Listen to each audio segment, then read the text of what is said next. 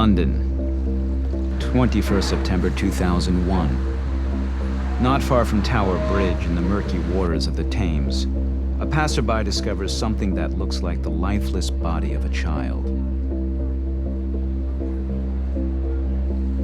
The man immediately notifies the police. Minutes later, officers recover the body of a dark-skinned boy, around 5 years old, wearing only a pair of shorts. The child's arms, legs, and head are missing. To this day, they have not been found. Scotland Yard follows a number of leads, but none of the investigators believes this is an ordinary crime. So the torso, what, how big? I suppose it was about that big. Yeah, about that big, and obviously the head was missing, the arms are missing, and the legs, just stumps left. I've seen torsos before, but not of someone so young, and then having shorts put on afterwards. That was so we've not seen it, have we? The scope and extent of investigations are unprecedented in the history of Scotland Yard. Over 60 countries are involved in the search. All kinds of scientists work doggedly to solve the case. Apart from the torso and shorts, there were virtually no other clues that might help find the perpetrators. No witnesses, no weapon, no records of a missing person. American FBI agents doubt the case will ever be solved. A crime whose circumstances are as mysterious as its motive.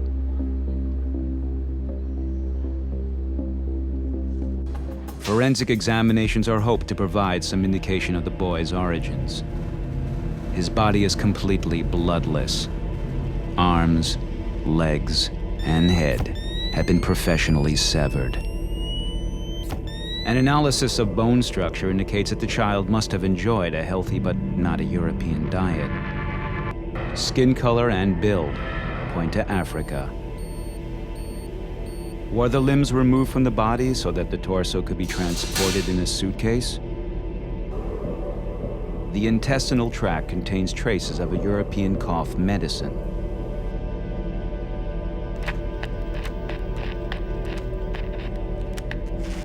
The lungs contain pollen that is typical only of London at this time of the year, so the child was still alive when it arrived in London.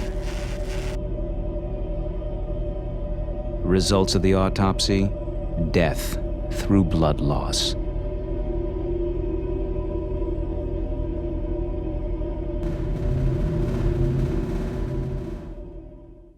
The police investigate with the help of Europol and Interpol. Are there similar cases anywhere else in the world? Scotland Yard receives a lead in the South African city of Pretoria. The world's only occult crime police unit comes up with some information that suddenly points to investigations in a completely different direction.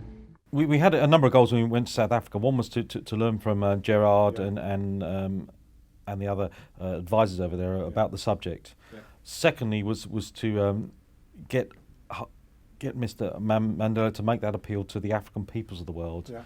We were beginning to realise that, because it was dovetailing with our forensic work, we were beginning to recognise that this child came from Africa. Yeah. And was needed that champion that we could then appeal to the people from Africa to come forward. And that in itself generated a lot of calls and a lot of expert advice coming into our inquiry. And from there we've moved on. Supported by scientists, Scotland Yard develops a theory that casts a new light on the circumstances of the murder. Apparently, there is a link to forms of occult religion in southern Africa. There are reports of ritualistic killings of humans in the records of colonial officials and missionaries. Under certain circumstances, parts of the human body were used to produce so-called Muti, a Zulu word for medicine. Traditional African medicine is usually made from the parts of animals and roots or herbs. Only extreme forms make use of human body parts. In the mid-'80s, when there was a sudden spat of so-called Muti murders, South Africa's government commissioned Professor Ralushai to look into the phenomenon in greater depth. Ritual murder was committed for different reasons. One, it might happen that a chief, that somebody, shortly after becoming a ruler, needs more power. Then it is believed that if he can use human flesh, certain parts, he'll become a very strong person. So in other words, if they can grab a very powerful person, then it means that the power of that powerful person will be transferred to this young chief. But now, that was not common or true. The fate of a human being, it was believed, could be used also in iron ore smelting to make the fire really hot. With the human fat, it was believed that the iron would melt faster. And then 3, human parts, or certain parts, could be used to produce a good harvest.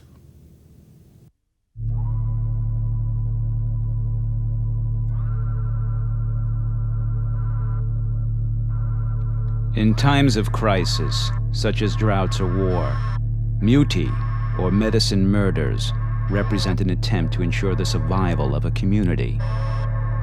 Ritualistic murders of this kind were carried out according to a strict set of rules and practiced only for the benefit of everyone.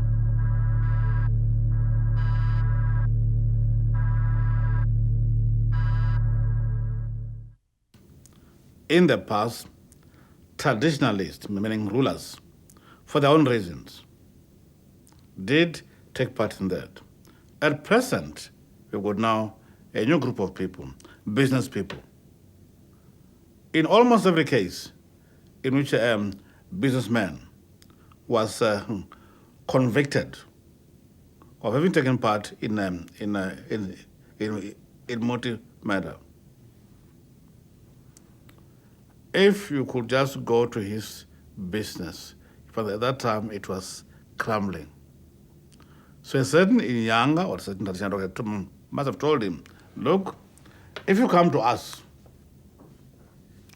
and you pay us so much, we can get you somebody, through his parts, we can build up your own business. So the present type of Muti killing is too much linked with wealth.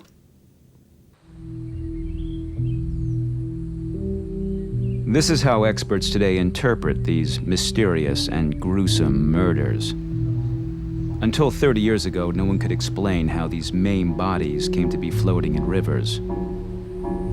From the mid-'80s, a significant increase in the number of victims was registered. In 1992, South African police set up an internationally unique occult crime unit. Psychologist Gerard Labuschagne is trying to get to the bottom of the phenomenon. What are the typical hallmarks of a Muti murder? Typically what we'd find in a Muti murder, obviously, is the main thing is missing body parts. So that's our first stepping stone in terms of determining a Muti murder. The typical things you would find missing are the head. You'd have decapitations. The atlas bone that your head rests upon is often seen as quite an important bone, so you might find that is missing. So if you recover a head and you found the body, that section of the neck is gone. The genitals, male and female, would be cut off. Breasts cut off. And then you might find various body parts like your hand, eyeballs might be missing, etc. So that's typical. So that's your first step, is the actual body parts, to start characterizing it as a Muti murder. Then other things that we've discovered through our investigations, that you would very rarely find a Muti murder victim completely naked. You might find that the clothing has been removed just to get access to that body part that's missing. You would, in quite a number of instances, find them near water.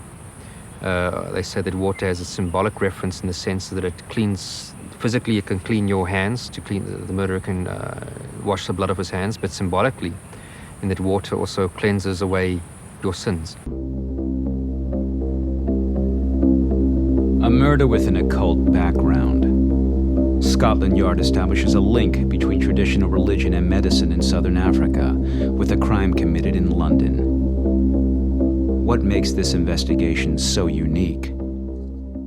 Because we brought in many team players, spiritual, cultural advisors, independent advisors, people with that background, academic background, pathologists that deal with it. You know, that's 5 groups alone before we even get into the variations within that. Academics, we've gone UK, Anthony Minnar, the USA, academics as well. We're reading books around it. And this isn't, there's a part of hungry for thirst of knowledge, but it's also focusing back, and that's why I tried to say earlier on, our focus has got to be identify who this child is, deal with him properly, proper burial, within his faith, whatever that is if possible, find out who killed him and why, and bring them to justice. In some countries south of the Sahara, belief in witchcraft and magic still influences the convictions and behavior of many people. Belief in occult forces offers an explanation for things that cannot otherwise be explained by traditional religion. Financial or personal failures, poverty, illness, or the sudden death of a person, or evil itself. They protect the here and now and not the life to come. Traditional African systems of belief are worldly. They make people rich or beautiful, powerful or influential in the present life. The appeal of such beliefs is obvious, especially in times of crisis. 2/3 of the people live in rural areas south of the Sahara, but even they have been affected by the capitalized world market. Colonialism, globalization, and migration have destroyed traditional family and clan structures. In traditional African religions, misfortune, such as economic failure or personal tragedy, does not contain the moral message it has for Christians. It indicates the discontent of ancestors. Many Africans blame bad fortune on their direct environment. They fight against poverty and for social recognition on all levels. Black magic is practiced to protect against envy and ill will. From way back till now, Africans, we very much believe in witchcraft. Very much, educated or not. Whether you are Christian or not, we believe in witchcraft. That's why you find that people are killed because they need their eyes, because maybe they need their private parts, or maybe they need the liver. As an African, like other Africans, I believe that my personality here on earth is under control of my ancestors. That they are the cause of all the good and bad in my life. Whatever I have is because of their influence. So every year, I make sure I have to make now sacrifices for them. See? And for a successful communication with the ancestors, as an African, I have to make now African beer. I have to slaughter a goat or maybe a cattle. Then I invite now all my friends and relatives to come and eat and drink with me. See? And after eating the meat, I take all the bones. Next to Lehwame is the name of the plant, which stands now for the spirits of the ancestors in my home state. I make a hole, put them in, close, and believe that at least I have shared with them. See? Sacrificial animals are plants, an important element of traditional African religion. To please their ancestors and spirits, the Zulus usually sacrifice cows as traditional cattle breeders. Today, goats play an important role.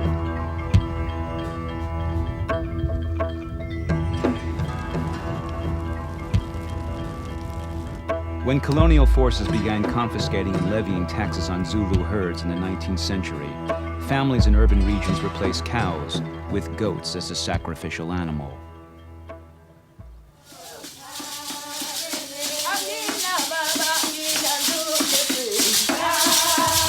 The most important protagonists in traditional African medicine in South Africa are known as Sangoma and Inyanga.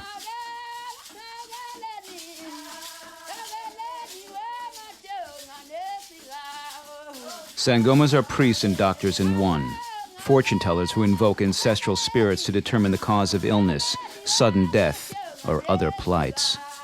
Illness is not merely the absence of health. Physical well-being depends on harmony with the environment and also harmony with the spiritual world, with the gods, and the spirits and one's own ancestors.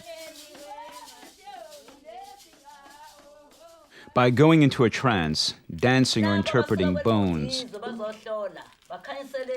the Sangomas seek contact with the ancestral spirits who then inform them of the causes of the disturbance.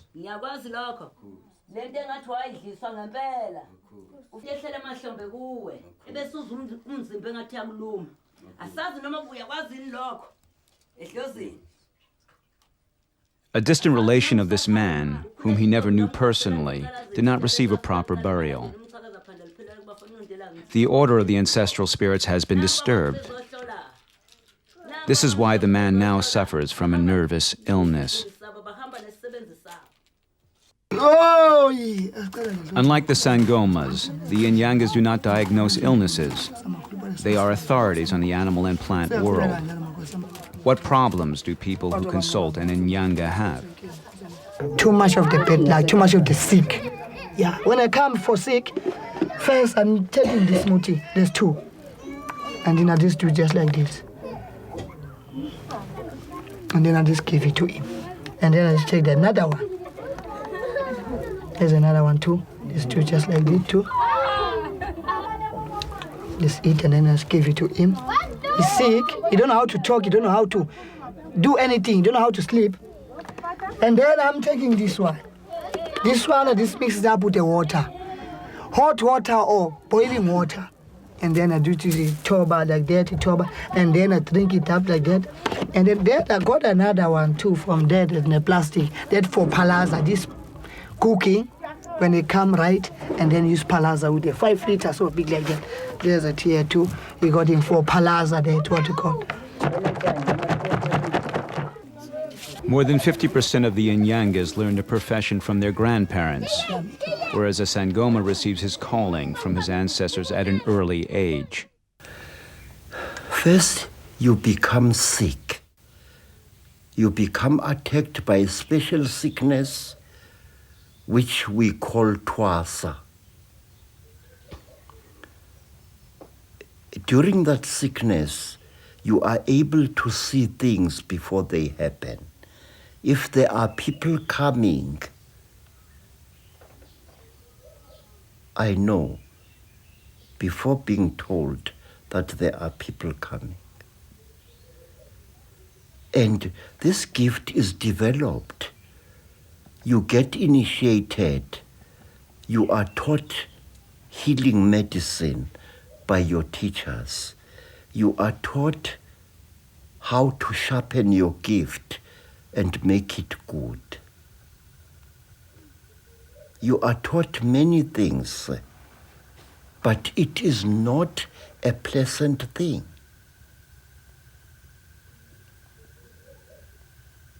And it was when we saw Credo, when I remember, I'll never forget those words, when he said, you need to sniff the little boy's genes. And when you sniff his genes, you will find that he's from West Africa. I wanted to help these officers to catch the murderer. He said it with no knowledge of the forensic work that had been done. He was the first to say it. He did say Caribbean at first, but then said, no, I'm pretty sure West African. The child is wearing shorts, short trousers. These trousers were put on the child after he had been killed. In some parts of Africa, the colors orange, red, and white stand for a good muti, medicine which people can use to help themselves. Black, green, and blue, on the other hand, symbolize a muti that is harmful to others. It is believed that Sangomas can use their spiritual skills to heal, but also to kill.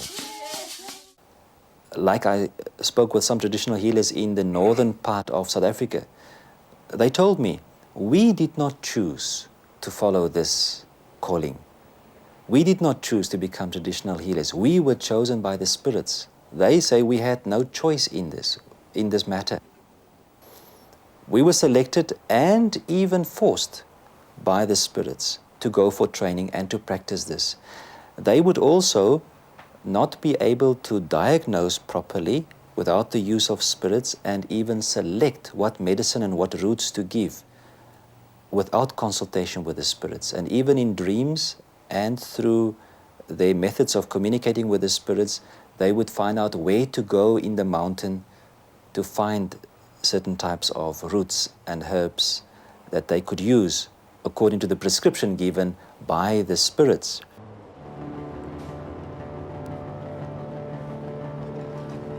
Apart from herbal remedies, which are proven to have a curative effect, Muti markets like this one here in Durban also sell potions which protect against this kind of dangers that are beyond the powers of classical medicine. Traditional African medicine, a tiny particle from a scorpion or a snake, fat from a lion, and herbs make up a Muti medicine that is given to newborn babies.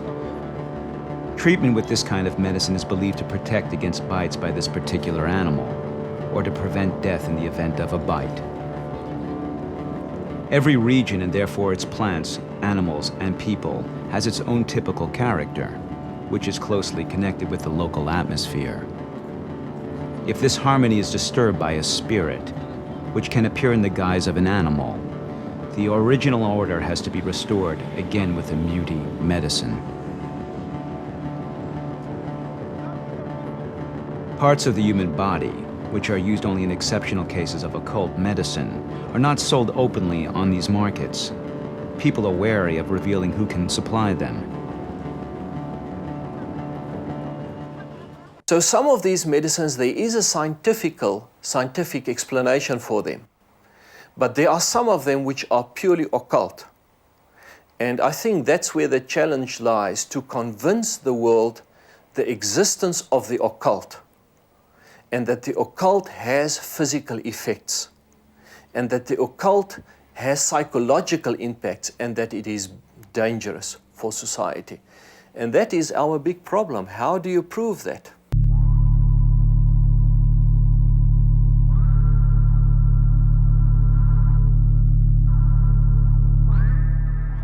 Sangomas are both respected and feared members of African society. They are distinguished representatives of traditional religion and medicine. In their dual role, their own physical condition is closely linked to a harmonious community life and a healthy relationship to ancestral spirits. Traditional African religion does not actively propagate faith or pursue a mission. And the relationship between religion and medicine is ultimately only something a Sangoma knows about. Not every follower of occult believes would commit a murder. Only a few cross the imaginary line between animal sacrifice and the murder of a human being. But in South Africa alone, it is believed that one Muti murder is committed every month. Because many bodies are never discovered, researchers assume the actual figure is considerably higher.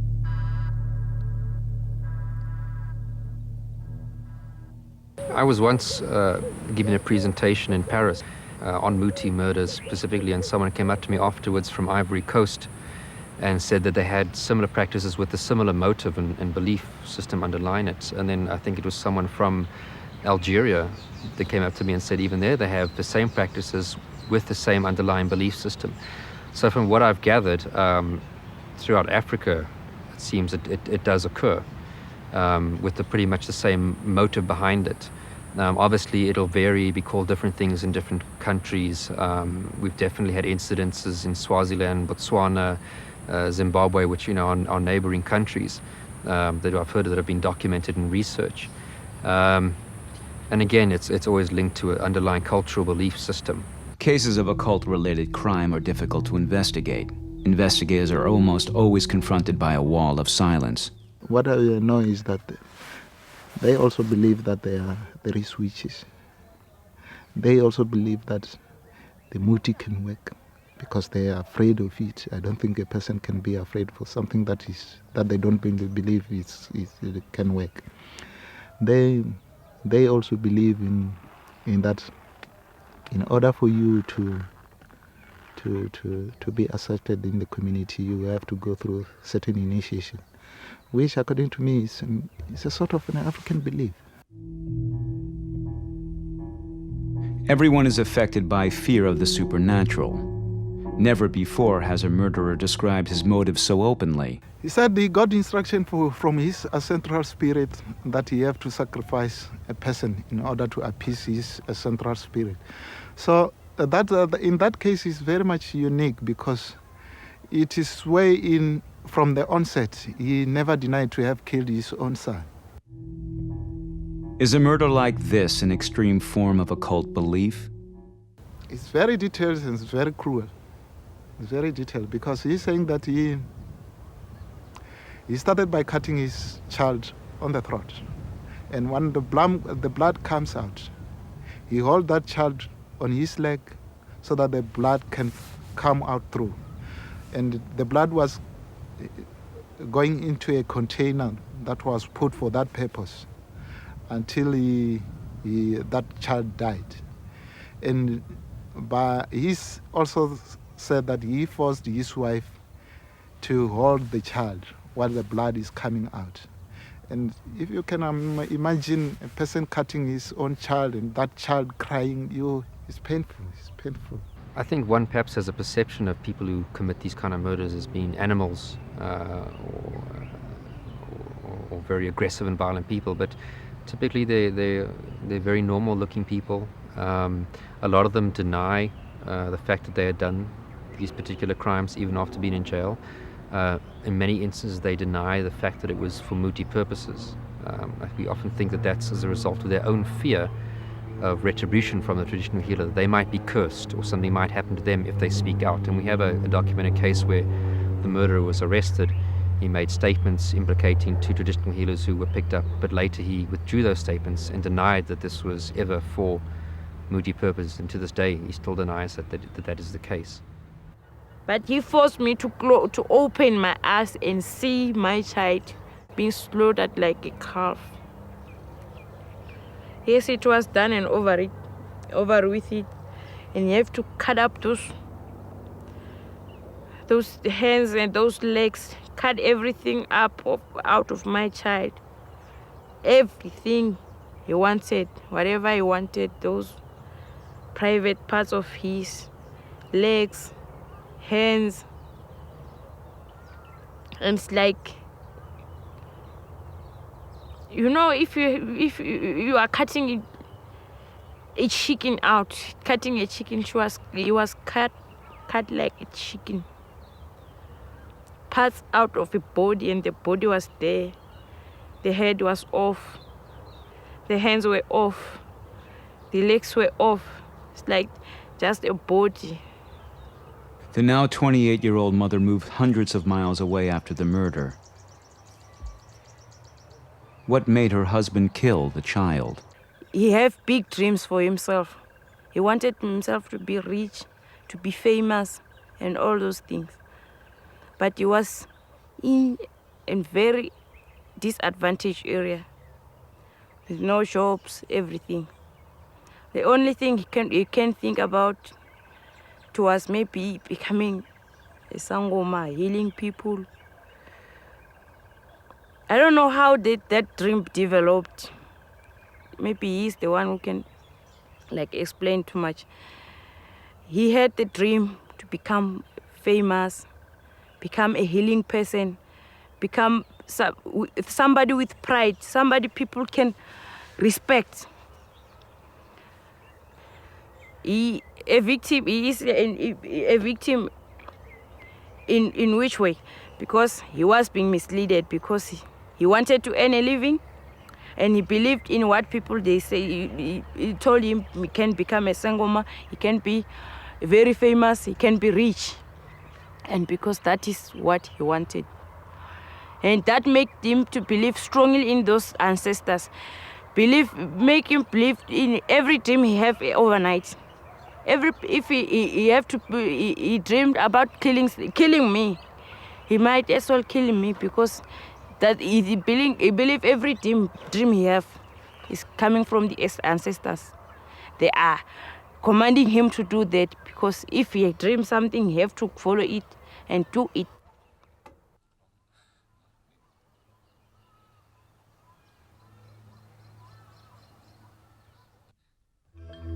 the murderer never denied the crime. Medical tests confirmed his soundness of mind. How strong must a killer's motivation be? How strong is his belief in occult forces? Criminologists describe this as a very unique kind of crime. It's a very unique crime on its own, done for a specific purpose, and done usually in a ritualistic manner, because the way the person is killed, that they usually held down, certain cuts are made, the body parts aren't just hacked off, they are cut ritualistically, and usually in a lonely spot in the forest, and so on. And this is how the victim is often targeted.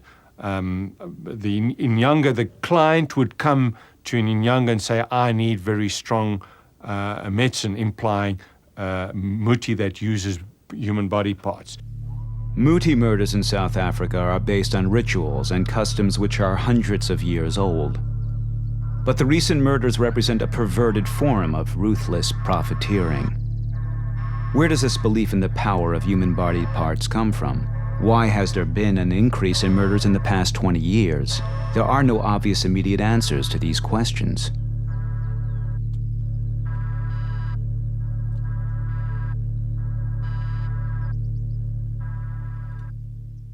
What we have noticed is that it's being reported more readily, particularly in South Africa, since 1995.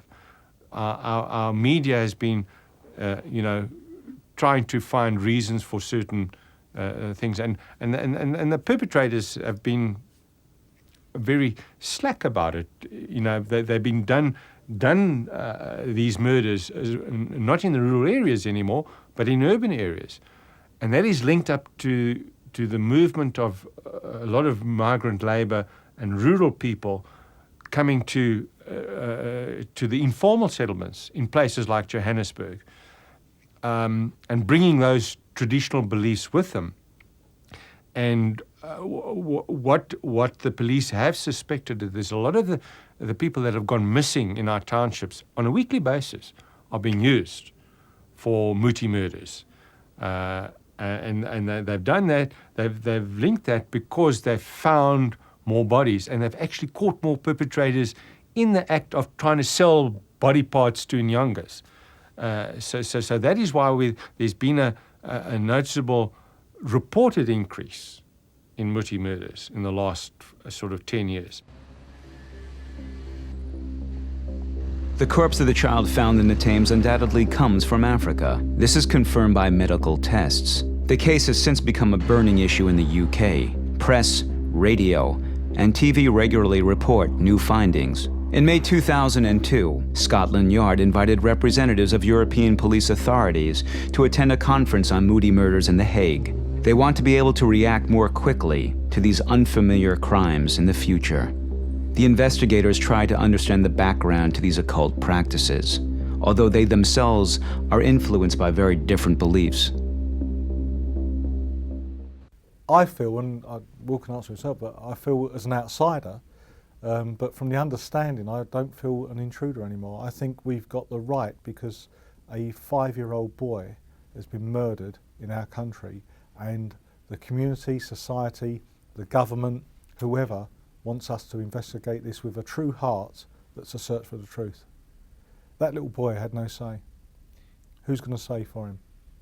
And I would suggest that the vast majority of the African communities present in the UK also want that wish. They're abhorred by it. You said it yourself. The majority are against it. Same here. They don't want to see people killed in this way. They don't want to see people killed. And if we don't take it on, who does? Does the fight against these crimes mean the suppression of traditional African religion in general?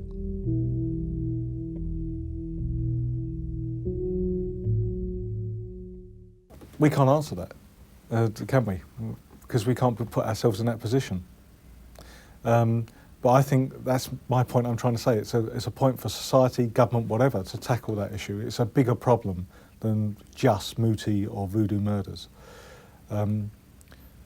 So we just cannot come to an answer that will satisfy you in what you're looking for. I understand what you're looking for, but we will go back to, okay, we're doing our job and we're trying to do our job in the best way.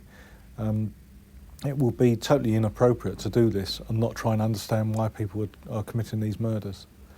And in order to do that, because we have, fortunately, so few in the UK, across Europe, we have to go where they're prominent, and that's in South Africa, Nigeria, and those other countries in Africa.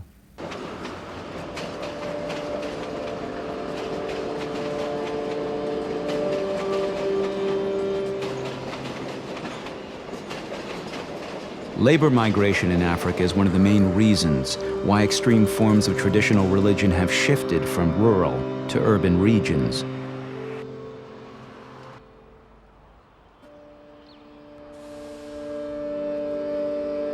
Under a highway in Johannesburg, between 60 and 200 people, depending on season, help produce and sell occult remedies made from animal and plant parts. Many of them come from rural regions in the north, from neighboring Zimbabwe and Botswana, or the Kruger National Park. Once or twice a year, dealers come here to sell animals and plants from more distant regions. Parts of a baboon fetch up to $5 US, lion fat $30. The price depends on the strength of the respective muti. But there are increasingly frequent rumors that the most potent forms of muti are also available here. Human body parts. Undercover police investigators arrested a man who tried to sell them a human head for $1,000 US.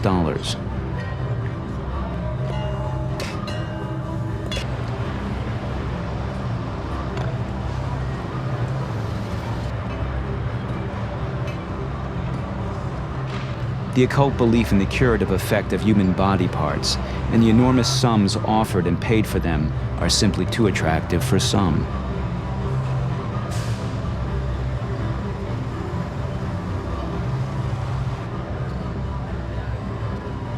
The vast majority of traditional healers disassociate themselves from this kind of trade. But in the anonymity of the city, charlatans sell such goods out of greed and thereby damage the reputation of the Sangomas.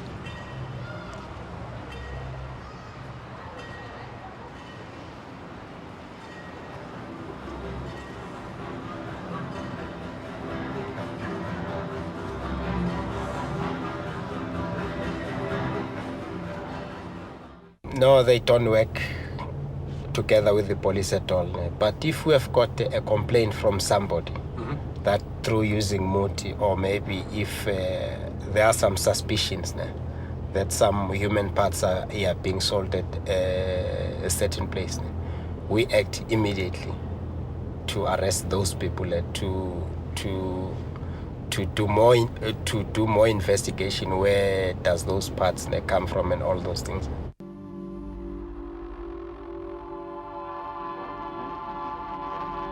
Johannesburg, a city where tradition clashes with modernism. Between 1 and 2 million illegal immigrants from Zimbabwe alone are believed to live in South Africa.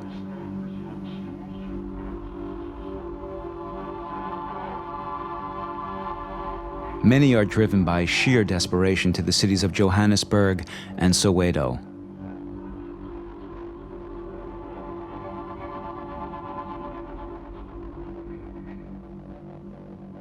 Prospects of finding a job in the cheap labor sector attract many to distant places. A man who finds a job here can feed up to 60 people in his hometown. Some get rich and move to the wealthy white suburbs, but the majority don't make it.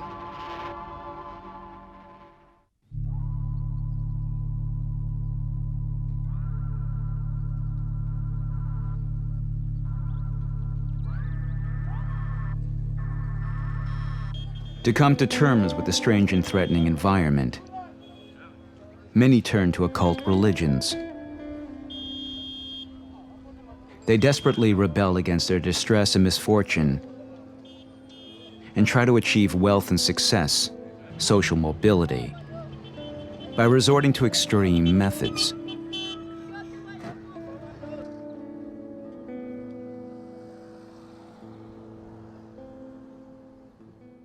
What is important for me to understand is that this is an African way of understanding that if the harmony of the whole is disturbed, it causes a problem.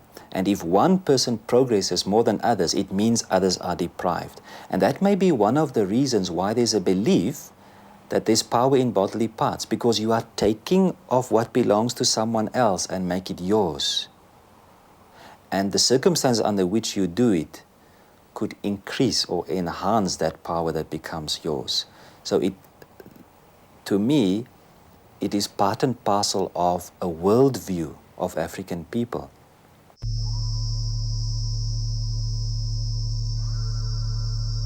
With the arrival of the Europeans in southern Africa, not only forms of settlement change, but also family structures, the legal system, and traditional forms of farming. But in times of crisis in particular, traditional beliefs permeate the beliefs brought into the country by European and Arab colonizers.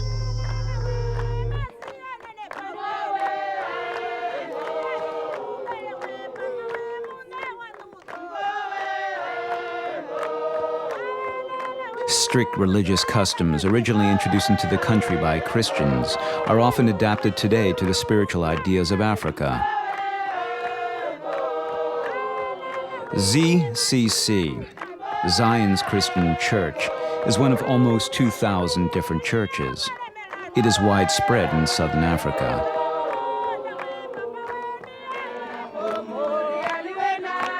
Worshippers sing and dance and share water and milk before the church service. And they are filled with the Holy Ghost and begin speaking with other tongues.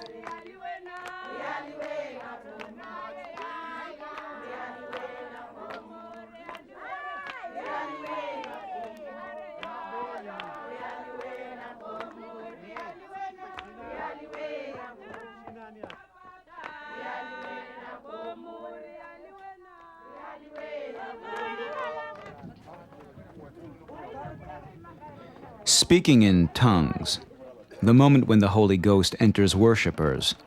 They speak freely and without constraint. Their tongues are loosened. Worshippers fall into a state of ecstasy. The Holy Ghost is speaking through them.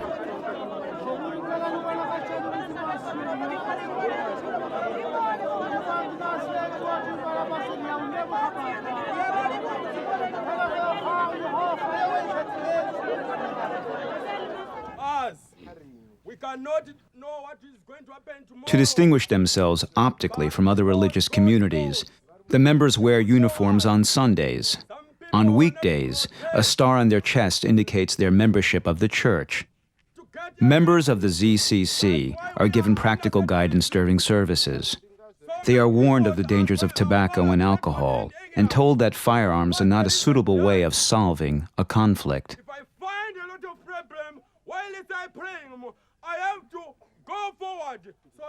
Wearing the star is believed to improve chances of finding a job. This is one of the reasons for the religious community's success.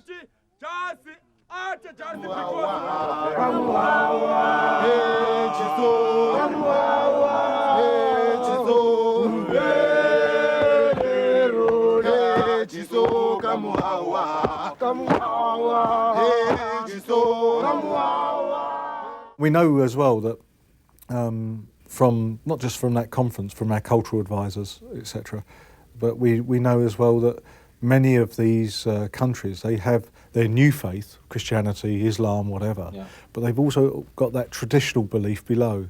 Yes, so whilst on the face of it they may well follow Christianity, they will fall back on their traditional belief, ancestral, and things that have come up through generations and passed on from mouth to ear, and maybe with slight changes. And then we saw ourselves, where you've got Muti in South Africa, because of that word, that Zulu word of medicine. And when you've got voodoo or juju in Nigeria and around West Africa, there's been a kind of melding, a merging of the two beliefs, hasn't there? Professor Peter Skira is one of the most renowned anthropologists who specializes in witchcraft in Africa. For over 20 years, he has studied the different forms and effects of occult aggression in this region. Well, what's going on in any case, Muti is a South African term, which has an enormous range of meanings in South Africa. Muti is certainly not only the killing of children and using them. So what's going on is that the term Muti is kind of gradually taking on a special meaning in the sense of what you are describing, also these horrible details of people having to cry out when they're being killed. And now we see it suddenly turn up in Nigeria also, for instance, which is very confusing to say the least. So it is... it's quite clear that people in Nigeria know about these practices and kind of think, in general, maybe that's a good point to emphasize, this whole world of occult aggression, of witchcraft, if you want to call it like that.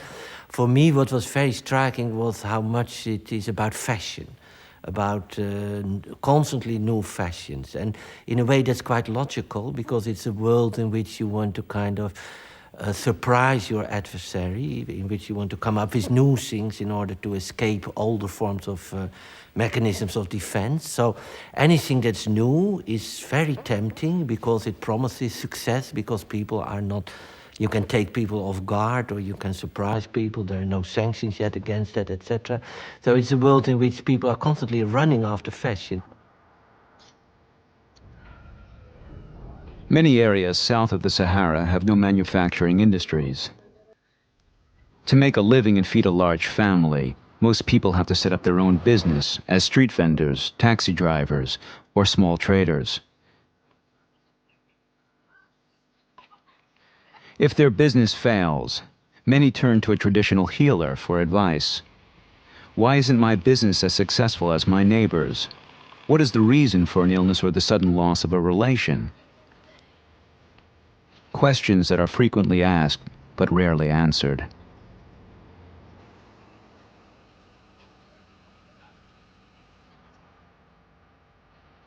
Occult belief and black magic help people understand their own fate. They believe economic success does not depend on personal virtues such as diligence or technical skills. Ancestors and other spiritual creatures influence their fate. If these spirits are neglected, or if they are not honored or offered sacrifices, the social order is disturbed. Illness, dispute, or poverty are the consequences.